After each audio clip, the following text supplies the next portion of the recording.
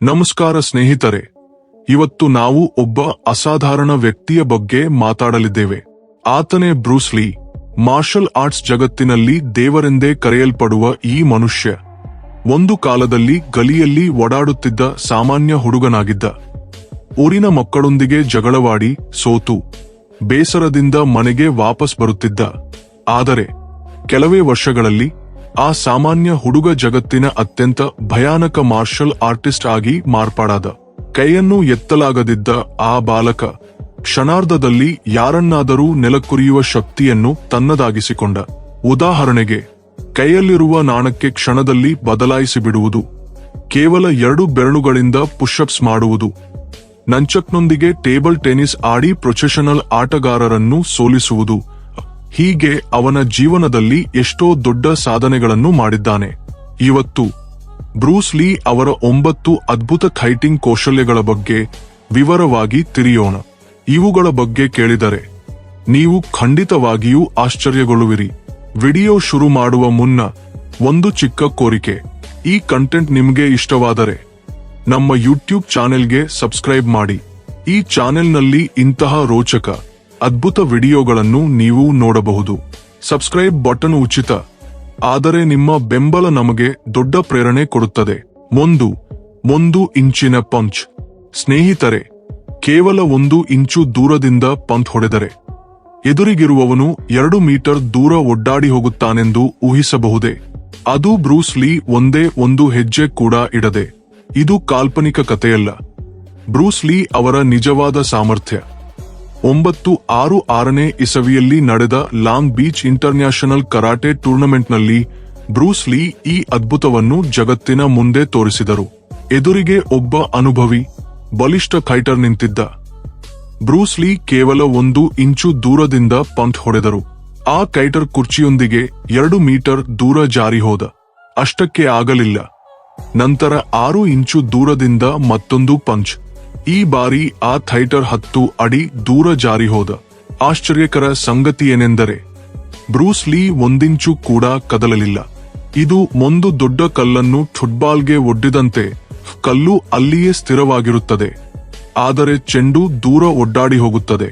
Bruce ಲೀ ಅವರ ದೇಹವೇ ಆ ಕಲ್ಲಿನಂತಿತ್ತು, ಅಸ್ಥಿರವಾಗಿ, ಬಲವಾಗಿ, ಅಪಾರ ಶಕ್ತಿಯೊಂದಿಗೆ.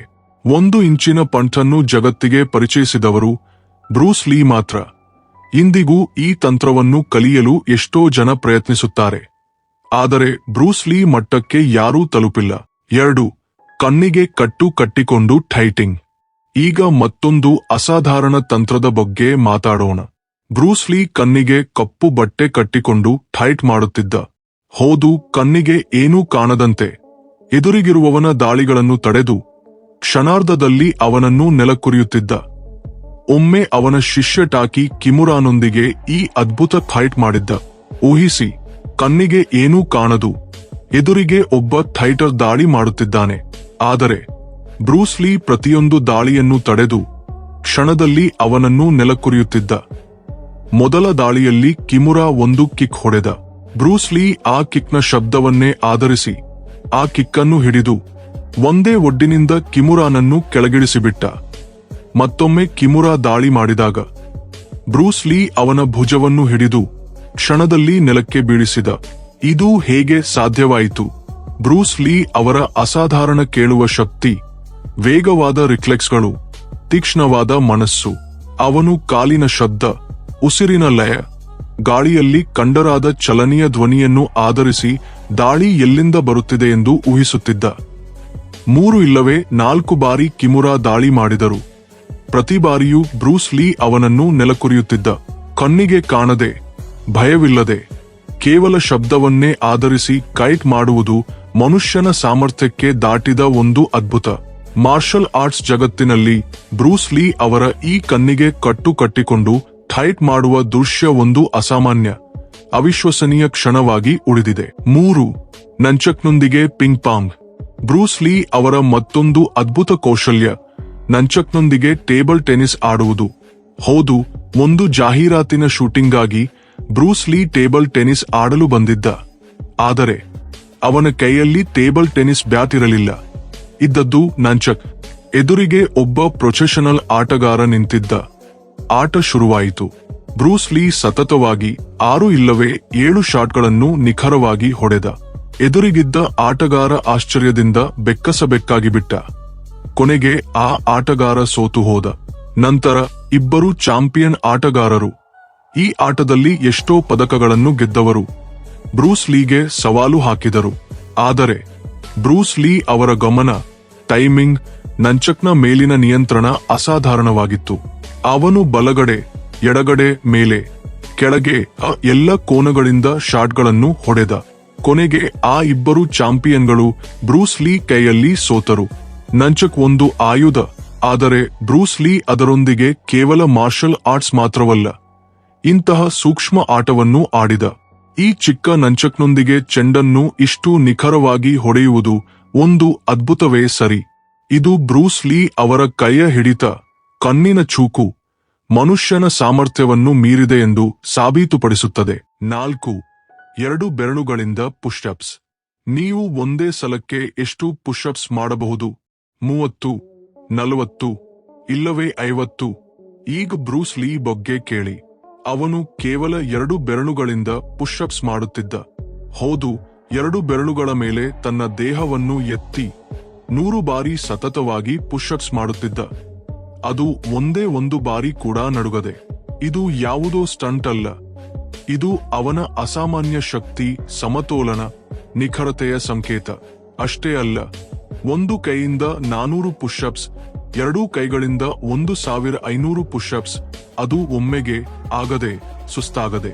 ಬ್ರೂಸ್ ಲೀ ಅವರ ನಂಬಿಕೆ ಏನೆಂದರೆ, ಶಕ್ತಿಯು ಕೇವಲ ಕಂಡರಾದಿಂದ ಬರುವುದಿಲ್ಲ, ಅದು ಮಾನಸಿಕ ನಿಯಂತ್ರಣ, ಶಿಸ್ತು, ಕಠಿಣ ಅಭ್ಯಾಸದಿಂದ ಬರುತ್ತದೆ. ಈ 2 ಬೆರಳಿನ ಪುಷ್ಅಪ್ಸ್ ಇಂದಿಗೂ ಮಾರ್ಷಲ್ ಆರ್ಟ್ಸ್ ಜಗತ್ತಿನಲ್ಲಿ ಒಂದು ದಂತಕಥೆಯಾಗಿ ಉಳಿದಿದೆ. 5. 1 ಸೆಕೆಂಡ್ನಲ್ಲಿ 6 ಕಿಕ್ಗಳು. 1 ಸೆಕೆಂಡ್ನಲ್ಲಿ 2 ಇಲ್ಲವೇ 3 ಕಿಕ್ಗಳನ್ನು ಹೊಡೆಯಬಹುದಾದರೆ ಅದನ್ನು ಸೂಪರ್ ಫಾಸ್ಟ್ ಎಂದು ಕರೆಯುತ್ತೇವೆ ತಾನೆ? ಆದರೆ ಬ್ರೂಸ್ ಲೀ 1 ಸೆಕೆಂಡ್ನಲ್ಲಿ 6 ಕಿಕ್ಗಳನ್ನು ಹೊಡೆಯುತ್ತಿದ್ದ. ಅದು ನಿಖರವಾದ ಗುರಿಯೊಂದಿಗೆ, ವಿಭಿನ್ನ ಕೋನಗಳಿಂದ, ವಿಭಿನ್ನ ಶಕ್ತಿಯೊಂದಿಗೆ. ಇದು ಕ್ಯಾಮರಾದಲ್ಲಿ ದಾಖಲಾಗಿರುವ ಸತ್ಯ. ಅವನ ಕಾಲುಗಳು ಮಿಂಚಿನಂತೆ ಚಲಿಸುತ್ತಿದ್ವು. ಎದುರಿಗಿರುವವನು ಊಹಿಸುವ ಮುನ್ನವೇ 6 ಕಿಕ್ಗಳು ಸತತವಾಗಿ ಬೀಳುತ್ತಿದ್ದವು. ಇದು ಕೇವಲ ಶಕ್ತಿಯ ಬಗ್ಗೆ ಅಲ್ಲ, ಇದು ವೇಗ, ನಿಯಂತ್ರಣ, ಅಭ್ಯಾಸದ ಅದ್ಭುತ ಸಂಯೋಜನೆ. 1 ನಿಮಿಷದಲ್ಲಿ ಅವನು 360 ಕಿಕ್ಗಳನ್ನು ಹೊಡೆಯಬಹುದೆಂದು ಊಹಿಸಿ. 1 ನಿಮಿಷದವರೆಗೆ ಇಂತಹ ಕಿಕ್ಗಳು ಯಾರ ಮೇಲಾದರೂ ಬಿದ್ದರೆ ಆ ವ್ಯಕ್ತಿಯ ಉಸಿರೇ ಆಗಿ ಹೋಗುತ್ತದೆ. ಬ್ರೂಸ್ ಲೀ ಅವರ ಕಿಕ್ಗಳು ಕೇವಲ ದಾಳಿಗಳಲ್ಲ, ಅವು ಒಂದು ಬಿರುಗಾಳಿಯಂತಿತ್ತು. 330 ಪೌಂಡ್ನ ಬ್ಯಾಗ್ ಎಗರಿಸುವುದು, 150 ಕಿಲೋ ತೂಕದ ಸಾಂಡ್ಬ್ಯಾಗ್ ಅನ್ನು ಒಂದೇ ಕಿಕ್ನಿಂದ ಗಾಳಿಗೆ ಎಗರಿಸುವುದು ಸಾಧ್ಯವೇ? ಸಾಮಾನ್ಯ ಮನುಷ್ಯನಿಗೆ ಇದು ಅಸಾಧ್ಯ, ಆದರೆ ಬ್ರೂಸ್ ಲೀಗೆ ಇದು ಸಾಧ್ಯವಾಗಿತ್ತು. ಒಂದು ತರಬೇತಿ ಸೆಷನ್ನಲ್ಲಿ 330 ಪೌಂಡ್ನ ಸಾಂಡ್ಬ್ಯಾಗ್ ಅನ್ನು ಒಂದೇ ಕಿಕ್ನಿಂದ ಗಾಳಿಗೆ ಎಗರಿಸಿದ. ಸಾಮಾನ್ಯ ಜನ ಆ ಬ್ಯಾಗ್ ಅನ್ನು ಕದಲಿಸಲು ಭಯಪಡುತ್ತಾರೆ, ಆದರೆ ಬ್ರೂಸ್ ಲೀ ಒಂದೇ ಒಡ್ಡಿನಿಂದ ಅದನ್ನು ಗಾಳಿಗೆ ಎಗರಿಸಿದ. ಅವನ ಕಿಕ್ಗಳು ಅಷ್ಟು ಶಕ್ತಿಯುತವಾಗಿದ್ದವು, ಆ ಬ್ಯಾಗ್ ಅನ್ನು ಹಿಡಿದವರು ಕೂಡ ಹಿಂದಕ್ಕೆ ಜಾರಿ ಹೋಗುತ್ತಿದ್ದರು. ಕೆಲವೊಮ್ಮೆ ಬ್ಯಾಗ್ ಅನ್ನು ಹಿಡಿಯುವವರನ್ನೇ ಬದಲಾಯಿಸಬೇಕಾಗುತ್ತಿತ್ತು, ಯಾಕೆಂದರೆ ಯಾರೂ ಆ ಶಕ್ತಿಯನ್ನು ತಡೆಯಲಾಗುತ್ತಿರಲಿಲ್ಲ. ಈ ಅದ್ಭುತವು ಬ್ರೂಸ್ ಲೀ ಅವರ ಅಸಾಧಾರಣ ಶಕ್ತಿ, ವೇಗ, ನಿಯಂತ್ರಣಕ್ಕೆ ಒಂದು ಉದಾಹರಣೆ. 7. ಕ್ಯಾಮರಾಕ್ಕಿಂತ ವೇಗ. ಒಬ್ಬ ಮನುಷ್ಯ ಕ್ಯಾಮರಾಕ್ಕಿಂತ ವೇಗವಾಗಿ ಚಲಿಸಬಹುದೆಂದು ನೀವು ಎಂದಾದರೂ ಕೇಳಿದ್ದೀರಾ? ಇದು ತಮಾಷೆಯಲ್ಲ. ಬ್ರೂಸ್ ಲೀ ವಿಷಯದಲ್ಲಿ ಇದು ನಿಜ. ಅವನ ಚಲನೆಗಳು ಅಷ್ಟು ವೇಗವಾಗಿದ್ದವು. ಆ ಕಾಲದಲ್ಲಿ 1 ಸೆಕೆಂಡ್ಗೆ 24 ಫ್ರೇಮ್ಗಳಲ್ಲಿ ರೆಕಾರ್ಡ್ ಮಾಡುತ್ತಿದ್ದ ಕ್ಯಾಮರಾಗಳು ಕೂಡ ಅವನ ಚಲನೆಗಳನ್ನು ಸರಿಯಾಗಿ ಸೆರೆಹಿಡಿಯಲಾಗದಿತ್ತು. ಅವನ ಪಂಚ್ಗಳು, ಕಿಕ್ಗಳು ಕ್ಯಾಮರಾದಲ್ಲಿ ಒಂದು ಮಸಕಾಗಿ ಕಾಣುತ್ತಿದ್ದವು. ನಿರ್ದೇಶಕರು, ಕ್ಯಾಮರಾಮೆನ್ಗಳು ಆಶ್ಚರ್ಯಗೊಂಡು ಅವನ ಚಲನೆಗಳನ್ನು ಸೆರೆಹಿಡಿಯಲು ಕ್ಯಾಮರಾದ ವೇಗವನ್ನು ಕಡಿಮೆ ಮಾಡಬೇಕಾಗುತ್ತಿತ್ತು. ಸಾಮಾನ್ಯವಾಗಿ ಸ್ಲೋ ಮೋಷನ್ನನ್ನು ಸ್ಟೈಲ್ಗಾಗಿ ಬಳಸುತ್ತಾರೆ, ಆದರೆ ಬ್ರೂಸ್ ಲೀ ವಿಷಯದಲ್ಲಿ ಅದು ಅವಶ್ಯಕವಾಗಿತ್ತು, ಯಾಕೆಂದರೆ ಅವನು ಕ್ಯಾಮರಾಕ್ಕಿಂತ ವೇಗವಾಗಿ ಚಲಿಸುತ್ತಿದ್ದ. ಒಬ್ಬ ಮನುಷ್ಯ ಯಂತ್ರವನ್ನು ಮೀರಿಸುವುದು ಅಸಾಧ್ಯವೇ? ಬ್ರೂಸ್ ಲೀ ಅದನ್ನು ಸಾಧ್ಯವಾಗಿಸಿದ. 8. ನಂಚಕ್ನೊಂದಿಗೆ ಕಡ್ಡಿಪುಡಿಯನ್ನು ಉರಿಸುವುದು. ಬ್ರೂಸ್ ಲೀ ನಂಚಕ್ನೊಂದಿಗೆ ಕಡ್ಡಿಪುಡಿಯನ್ನು ಉರಿಸುತ್ತಿದ್ದ. ಹೌದು, ಒಬ್ಬ ವ್ಯಕ್ತಿಯ ಬಾಯಿಯಲ್ಲಿರುವ ಕಡ್ಡಿಪುಡಿಯನ್ನು ಅದನ್ನು ಮುಟ್ಟದೆ ನಂಚಕ್ನಿಂದ ಉರಿಸುತ್ತಿದ್ದ. ಅವನು ನಂಚಕ್ಕೆ ಕಾಯಿಪೆಟ್ಟಿಗೆಯ ಒರಟಾದ ಭಾಗವನ್ನು ಅಂಟಿಸಿ ಒಂದೇ ಒಡ್ಡಿನಿಂದ ಕಡ್ಡಿಪುಡಿಯನ್ನು ಉರಿಸುತ್ತಿದ್ದ. ಯಾವುದೇ ತಪ್ಪಿಲ್ಲದೆ, ನಿಖರವಾಗಿ. ಅಷ್ಟೇ ಅಲ್ಲ, ನಂತರ ಗಾಳಿಯಲ್ಲಿ ಒಡ್ಡಾಡುವ ಕಡ್ಡಿಪುಡಿಗಳನ್ನು ಕೂಡ ನಂಚಕ್ನಿಂದ ಉರಿಸುತ್ತಿದ್ದ. ಇದು ಯಾವುದೇ ಸ್ಪೆಷಲ್ ಎಫೆಕ್ಟ್ಸ್ ಅಲ್ಲ. ಇದು ಬ್ರೂಸ್ ಲೀ ಅವರ ವೇಗ, ನಿಖರತೆ, ಮನಸ್ಸು ದೇಹದ ಸಮನ್ವಯ.